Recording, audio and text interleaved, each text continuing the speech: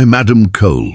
3 weeks ago, I sat on the edge of my bed at 2 in the morning and watched, on a live security feed on my phone, as my mother and my sister took a hammer to the wall in my late father's study, looking for a box he had hidden before he died. I didn't call them, I didn't warn them. I just watched, and I let the camera record every second of it, because the box they were tearing that wall apart to find wasn't the one that mattered. The one that mattered had been sitting in a lawyer's office for 6 years, already in my name. The next morning, when they finally pried the panel loose and found nothing inside but an envelope in my father's handwriting, my mother went pale in a way I had never seen. My sister called me screaming before 8 a.m. Before I tell you what happened next, please hit like and subscribe. Drop your city and local time below. I love knowing where you're listening from. Now let me take you back 8 years, to a quiet room that smelled like pipe tobacco and old paper, where my father said something to me that I didn't understand, until the night I watched that wall come apart on a 4-inch phone screen. My father's study was the only room in our house that felt like it belonged to nobody but him, which is probably why it became the only room that ever felt like it belonged to me too. It smelled like pipe tobacco. He never actually smoked anymore, and old paper, and the faint machine oil smell of the antique clocks he liked to take apart and put back together on Sunday afternoons. The floor had one board just past the doorway that creaked in a low, groaning way that meant you could never sneak in on him, and I never once tried because I liked that sound. It meant I was walking into a place where I was expected. I was 18 the year he taught me to play chess properly, not the way you learn as a kid, but the way you learn when someone actually wants you to beat them eventually. We played on a board he'd had since before I was born, the felt on the bottom of the pieces worn thin and soft from decades of sliding across the same wooden squares. The light in that room in late October came through the blinds in thin gold bars across the desk, and I remember exactly how it looked the day he made a move I didn't expect, took my rook clean off the board and said, "Without looking up, never protect the piece everyone's watching, Adam. Protect the one nobody thinks matters yet."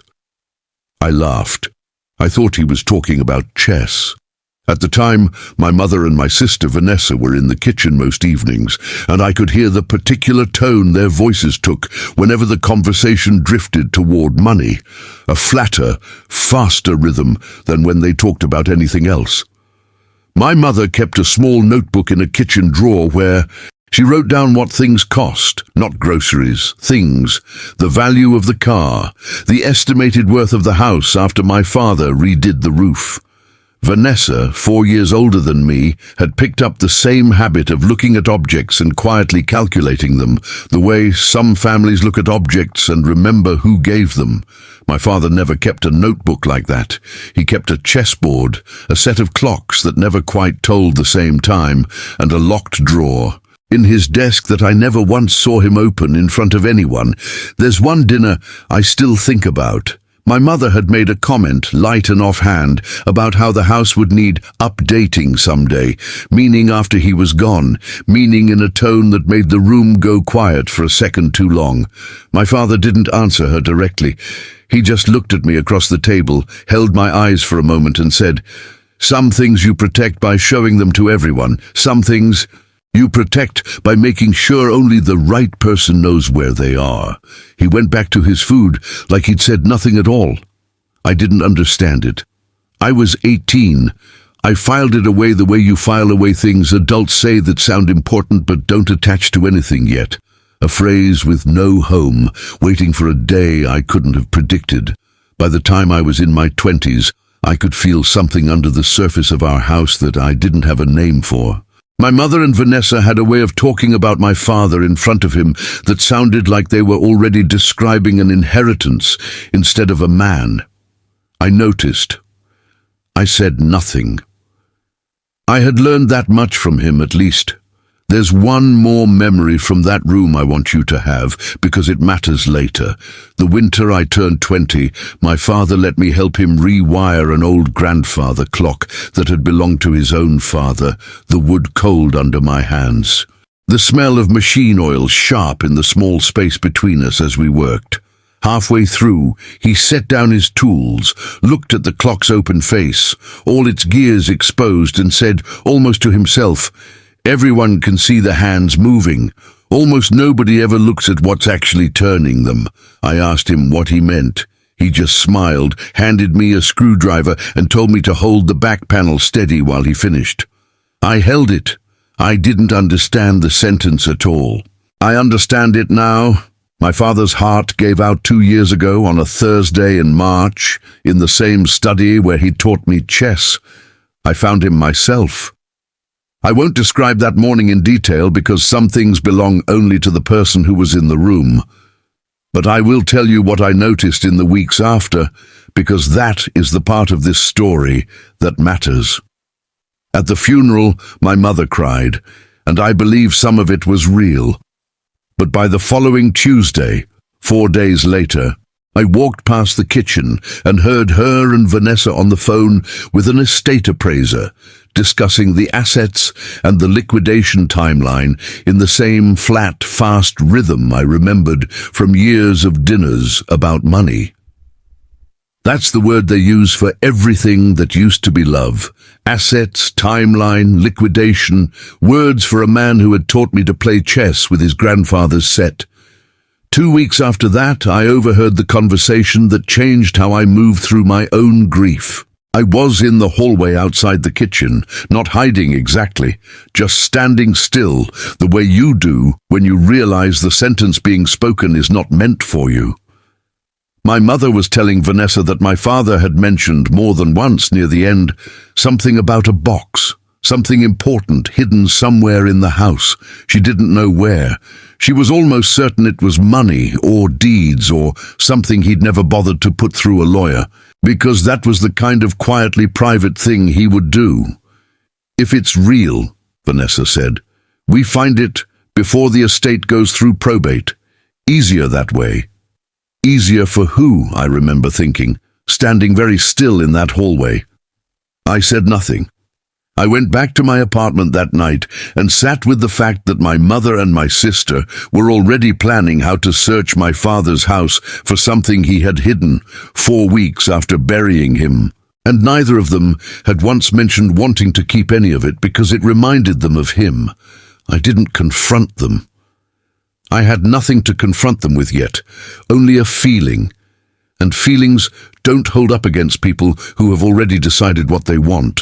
So I did the only thing that felt right. I started paying closer attention than I ever had before to every word, every phone call I happened to overhear, every small thing left out of place. I realized, somewhere in those weeks, that I had become almost invisible to both of them, background noise in their planning, the quiet son who wasn't part of the calculation. I decided, without fully understanding what I was deciding, to let them keep thinking that I started going back to the house on weekends, alone, telling my mother I just wanted to keep an eye on things while probate was pending. What I actually did was quieter than that. I made sure the study stayed exactly as my father had left it. His chess pieces in their box, his clocks wound on schedule, the blinds opened at the same angle every morning the way he always kept them. It wasn't sentimentality, or not only that. It was a kind of vigilance I couldn't have explained to anyone at the time, a sense that the room itself was worth protecting, even before I understood why. 6 weeks after the funeral, I was going through a box of my father's old books, the ones from his study he never let anyone reorganize, and a business card slid out from between the pages of an old chess manual. It was worn soft at the corners, like it had been handled many times, and on the back, in my father's small, precise handwriting, were 4 words, "For Adam." When ready, the card belonged to a man named David Bennett, an estate attorney with an office 20 minutes from my apartment. I called the next morning, and his assistant told me Mr. Bennett had been expecting my call for over 2 years, which was a strange sentence to hear about a man I'd never met. Bennett's office smelled like leather and coffee, nothing like my father's study, but the calm in the man's voice reminded me of him anyway. He slid a folder across the desk and told me plainly that my father had come to him 6 years earlier, quietly, without telling my mother, and placed the house, his investment accounts, and a specific sum set aside for me into an irrevocable trust with Adam Cole named as sole beneficiary and upon his death as trustee. He also asked me to help him with something unusual, Bennett said. A decoy. My father, it turned out, had built a hidden panel into the wall of his study himself over a long weekend 8 years ago, and placed inside it an old cash box containing nothing of real value, some outdated bonds, a handful of silver coins, a folded letter. He had on more than one occasion, in a tired, offhand way, mentioned the box to my mother, always vaguely, always just enough to plant the idea without ever confirming what was in it. He told me he suspected that if he passed, and there was ever a real inheritance to search for, Bennett said, some people would go looking in the walls before they ever thought to ask a lawyer. He wanted them looking in the wrong place. I sat with that for a long moment. My father had spent years quietly building a wall meant to be broken into, so that whoever broke into it would find nothing, while the real answer sat safely in an office they never thought to visit. Bennett also told me something I hadn't expected, that a small, discreet security camera had been installed in the study's ceiling corner 2 years earlier, part of a routine home security update my father had personally requested and never mentioned to anyone. It still worked. It still recorded to a private cloud account. Only I had the login that same week. I overheard my mother and Vanessa on speakerphone in the kitchen, planning a specific night, a Friday when I was supposedly out of town for work, to bring in a contractor Vanessa knew off the books to open the study wall quietly, before probate closed and before I could get sentimental about the house. I heard my mother estimate almost gleefully that whatever was inside could be worth 20,000-30,000 at least. That night, I opened the camera app on my phone, confirmed the feed was live and recording, and sent David Bennett a text with exactly 2 words, "Ready now." Across town, in the house I grew up in, my mother and my sister went to bed that night already spending money that had never once been theirs to imagine. Before we go further, I want to say something about that stretch of weeks, because it's the part of this story people usually don't believe. I still saw my mother regularly during that time. I still helped Vanessa carry boxes out of the garage one Saturday. I sat through 2 more dinners where the estate was mentioned only in passing, and I said nothing about the folder in Bennett's office or the camera in the ceiling or the 2 words I'd already sent.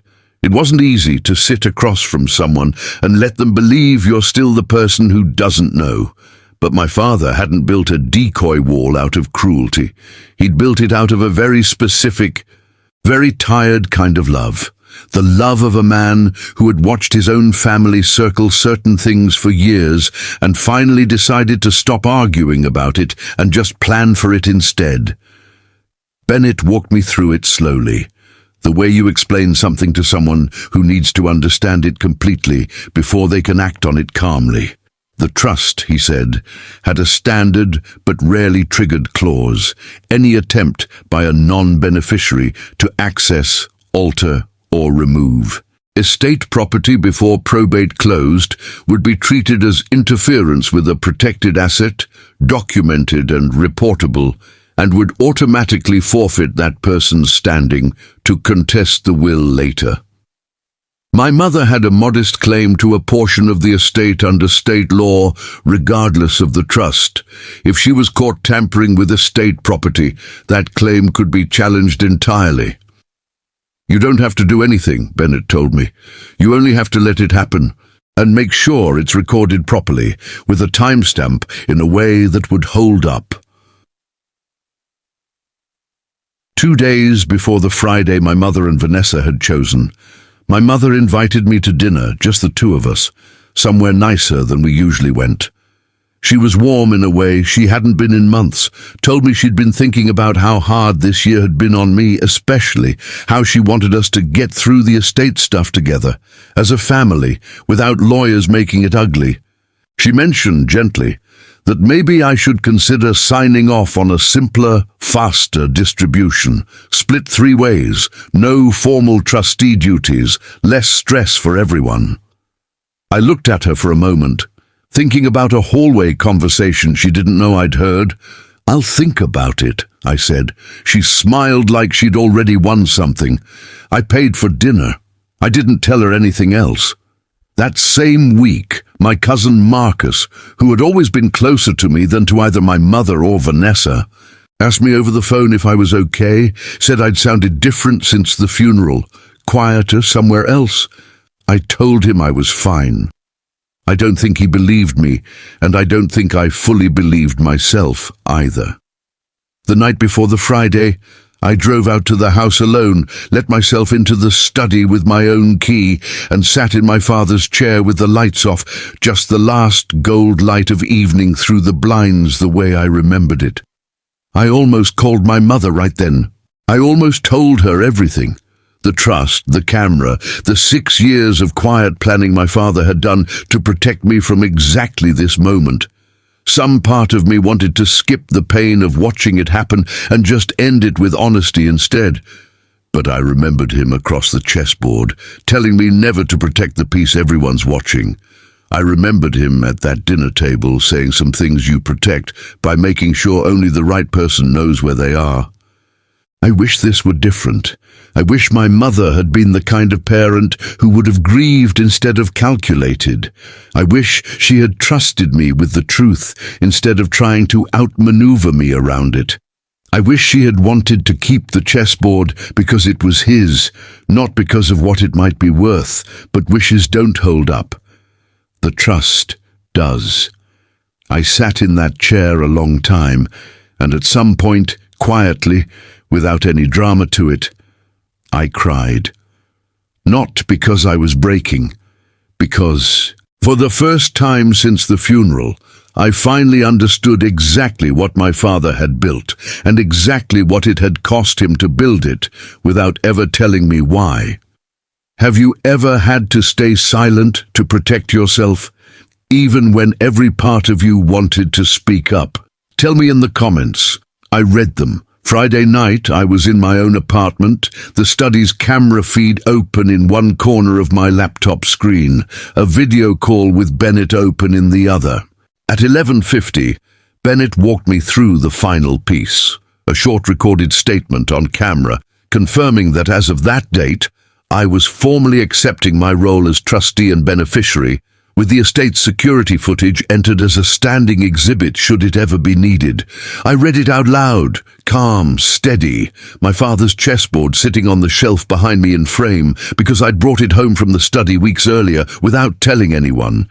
At 12:03, Bennett said, "It's done."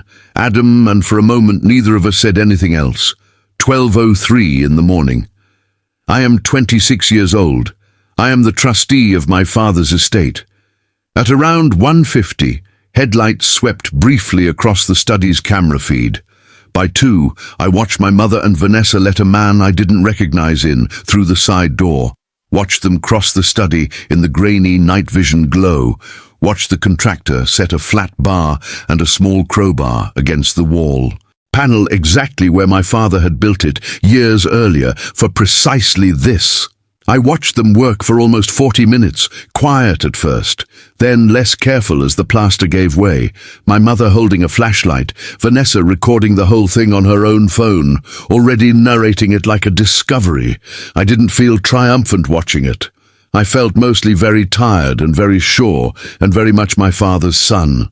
Across town, in a house I grew up in, my mother and my sister were breaking into a wall for a box worth less than the crowbar they'd used to open it. They'd find that out in a little under 9 hours. The family gathering had been planned for weeks before any of this.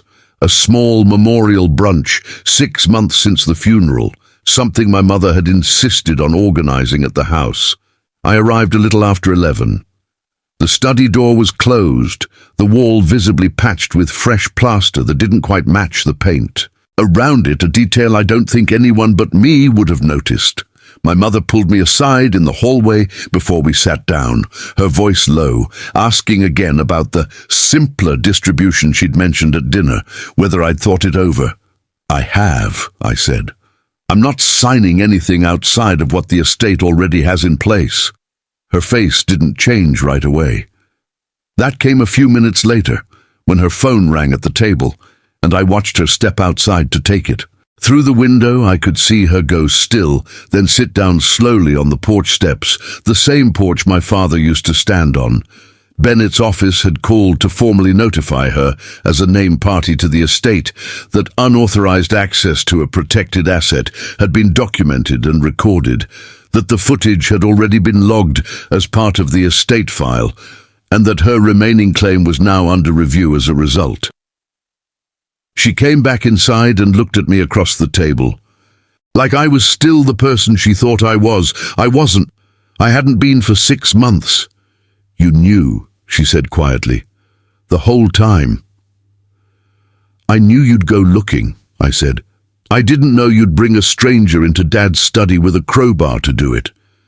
Vanessa didn't say anything at all. She just stared at the plaster patch on the wall through the open study door, the box long gone from the house, sitting now in an evidence folder in Bennett's office. Empty, except for a letter she would never get to read. My father used to say, some things you protect by showing them to everyone. Some things you protect by making sure only the right person knows where they are. I used to think he meant the box in the wall. He meant me. My mother's portion of the estate was reduced under the trust's forfeiture terms, though not eliminated entirely. Bennett made sure of a fair process because that's the kind of lawyer my father had chosen. She and I still speak, carefully, occasionally, mostly about small things. Vanessa and I haven't spoken since that morning, and I've made a kind of peace with that. Bennett still manages the trust, and still calls every few months, mostly just to check in, which I've come to appreciate more than I expected to. As for me, I still have the chessboard. It sits in my own apartment now, on a shelf by the window, and some evenings the light comes through in the same thin gold bars it used. Too, in his study, I think about him every time I set the pieces up, every time I remember not to protect the piece everyone's watching, and I think he spent years building a wall meant to be broken just so the people who broke it would learn on their own what he already knew about them. If you've ever had to protect yourself quietly, without ever raising your voice, I want to hear your story. Tell me in the comments. And if this one moved you, subscribe. There are more stories like this one waiting for you.